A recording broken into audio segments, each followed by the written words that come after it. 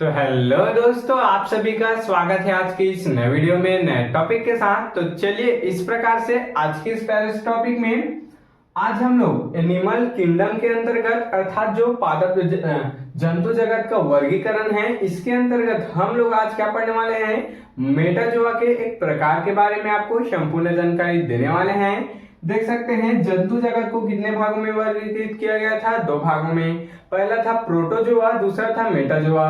पहला था एक कोशिकी वाले जीव, दूसरे थे क्या थे, द्विकोशिकी या फिर बहुकोशिकी वाले जीव। तो हम लोग प्रोटोजोआ को बड़ी अच्छे से जानकारी उसके बारे में हम आपको दे चुके हैं। आज की इस वीडियो में हम लोग मेटाजोआ के अंतर्गत अर्थात बहुकोशिकी जो जीव हैं, इसके अंतर्गत आज हम लोग पहला टॉपिक क्या पढ़ने वाले हैं, संघ पोरीफेरा के बारे में आपको संपूर्ण जानकारी एग्जाम्पल सहित तथा इसके सिम्टम अर्थात लक्षण सहित आपको देने वाले हैं। तो चलिए बिना किसी समय गंवाए ये जो टॉपिक है इसको जल्दी से समझने का प्रयास करेंगे। तो संघ जो पोरीफेरा है, इसका शब्द विस्तार ही क्या है, इसका जो है वह परिभाषा है। तो संघ पोरीफेरा अर्थात क्या है, पोर। देख सकते हैं यहाँ पास क्या आ रहा है, एक पोर। पोर अर्थात क्या होता है, पोर का मतलब क्या होता है, छिद्र होता है। पोर का मतलब छिद्र हो गया। फेरा का मतलब क्या हो जाएगा यहाँ पर, फेरा का मतलब हम लोग कोई भी जीव मान लेते हैं, कोई भी क्या मान लेते हैं, जीव।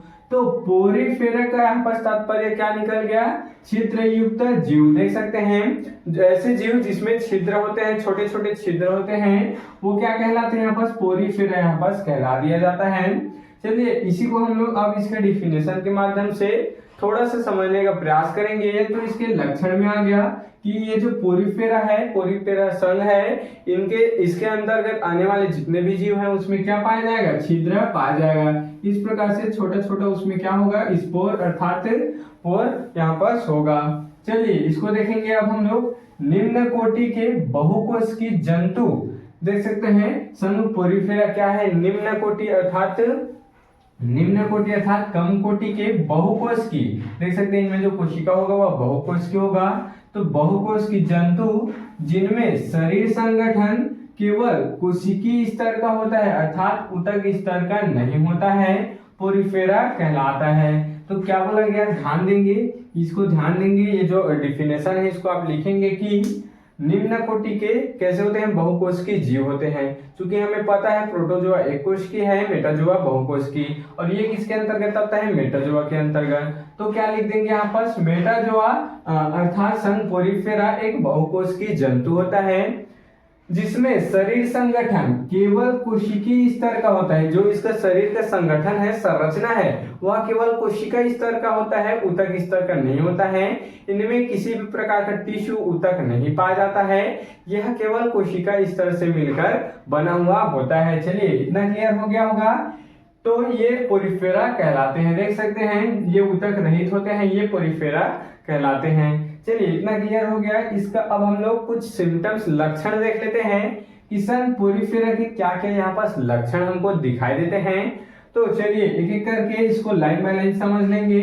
तो इस संघ के जंतु जलीय होते हैं। देख सकते हैं इसमें जितने भी जंतु होते हैं वो कैसे होते हैं, जलीय होते हैं। जो अधिकांश समुद्र में पत्थरों और क्या है, शिलाओं तथा अन्य जंतुओं के खालों, लकड़ी आदि पर क्या होते हैं, चिपके हुए होते हैं। तो इतना आप लिख दीजिएगा सबसे पहले इसका लक्षण कि ये अधिकतर जलीय जीव हैं। अधिकतर क्या, इस संघ के जितने भी जीव हैं वो जलीय जीव होते हैं। इतना लिख दीजिएगा। उसके बाद क्या लिखेंगे, उसके बाद जो अधिकांशतः समुद्रों में अर्थात समुद्रों में भी किसमें, पत्थरों में, शिलाओं में तथा अन्य जंतुओं को खालों में, अन्य जंतु के जो खाल होते हैं उनमें क्या होते हैं, चिपके हुए होते हैं, और लकड़ी आदि पर क्या होते हैं, चिपके हुए होते हैं। इतना आप पहला लक्षण लिख दीजिएगा। चलिए दूसरा देखेंगे, इनका शारीरिक संगठन बहुकोशिकीय स्तर का होता है। चूंकि हम लोग यहाँ पर क्लियर कर चुके हैं कि इसका जो शारीरिक संगठन है कैसा होता है, बहुकोशिकीय अर्थात बहुत सारे कोशिकाओं से मिलकर बना होता है। इसमें किसी भी प्रकार का ऊतक संगठन नहीं होता है। इनमें केवल संघ पोरीफेरा में केवल कोशिकीय संगठन ही होता है। चलिए आगे देखेंगे। तीसरा यहाँ पर लक्षण देखेंगे, शरीर की सतह पर असंख्य सूक्ष्म छिद्र पाए जाते हैं। अब ध्यान देंगे हम लोग साइकन का उदाहरण दे देते हैं। साइकन कुछ इस प्रकार से होता है। साइकन कुछ इस प्रकार से होता है, देख सकते हैं कुछ इस प्रकार से हमको दिखाई देता है। तो इसमें क्या होता है, इसमें क्या होता है, इसमें छोटा छोटा छिद्र हमको दिखाई देता है। इसमें इस प्रकार से छोटा छोटा क्या दिखाई देने लगता है, छिद्र दिखाई देता है। तो ये क्या है, ये यहाँ पर साइकन है जो कि इसके एग्जाम्पल में आता है। तो उसी को बोला गया है शरीर की सतह पर असंख्य, अर्थात जिसको गिना ना जा सके उसको क्या बोलेंगे, असंख्य सूक्ष्म छिद्र पाए जाते हैं। देख सकते हैं इसमें छोटे छोटे स्पोर पाए जाते हैं, जिसको हम लोग सबसे शुरू में ही क्लियर किए थे कि ये क्या है, पोरीफेरा, अर्थात ये पोर वाले छिद्र वाले एक क्या है, जीव हैं। तो चलिए इतना क्लियर हो गया।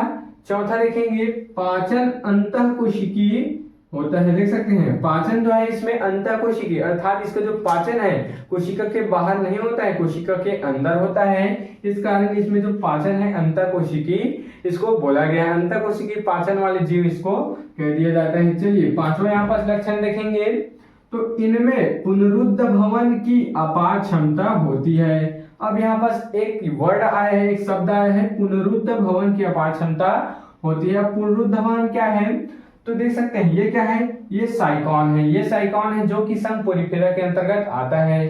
अब पुनरुद्ध भवन क्या है, तो ये जो साइकॉन है अगर इसको दो भागों में बांट दिया जाए, अगर इसी को तोड़ के दो भागों में बांट दिया जाए, पहला ये हो गया दूसरा ये, तो ये अपना नया क्या बना लेगा, अपना नया और शरीर का निर्माण यह कर देता है। अर्थात यह आगे चल के एक बड़ा सा शरीर बना लेगा और ये भी आगे चल के एक बड़ा सा शरीर में क्या हो जाएगा, विकसित हो जाएगा। इस प्रकार से दो यहाँ पर दो साइकन का निर्माण हो जाता है। तो पुनरुद्ध भवन क्या है, अर्थात पुनः विकसित होने वाले जीव को क्या कहते हैं, पुनरुद्ध भवन। देख सकते हैं पुनः यहाँ पर क्या आ रहा है, पुनरुद्ध आ रहा है, अर्थात पुनः क्या हो जाना, विकसित हो जाना, क्या कहलाता है, पुनरुद्ध भवन। तो संघ पोरीफेरा में क्या होता है, संघ पोरीफेरा में पुनरुद्ध भवन की अपार क्षमता होती है। इसको अगर दो किसी विभागों में या फिर चार जितने विभागों में इसको बांटा जाए, ये क्या हो जाएगा, वापस से पुनरुद्ध भवन, अर्थात वापस से पुनः इसका विकास हो जाएगा। चलिए इतना क्लियर हो गया। लास्ट और छठवां यहाँ पर लक्षण देख लेते हैं। तो इनमें लैंगिक और इनमें अलैंगिक तथा लैंगिक दोनों प्रकार का इसमें क्या होता है, जनन पाया जाता है। देख सकते हैं इनमें लैंगिक और अलैंगिक दोनों प्रकार का इसमें जनन पाया जाता है। इसको आप इसके लक्षण में लिख दीजिएगा। इसके एग्जांपल में है, इसके एग्जांपल में है साइकॉन हो गया, और क्या है, यूप्लेक्टेला और स्पंजिला, और क्या है ल्यूकोसोलेनिया आदि, ये सब क्या है इसके एग्जाम्पल्स हैं। तो इस प्रकार से हम लोग आज के इस प्यारे से टॉपिक में क्या समझ चुके, जंतु जगत का वर्गीकरण के अंतर्गत जो मेटाजोआ है उसका पहला यहाँ पर भाग देख चुके, संघ पोरीफेरा। तो आप इसके स्क्रीनशॉट यहाँ पर ले सकते हैं।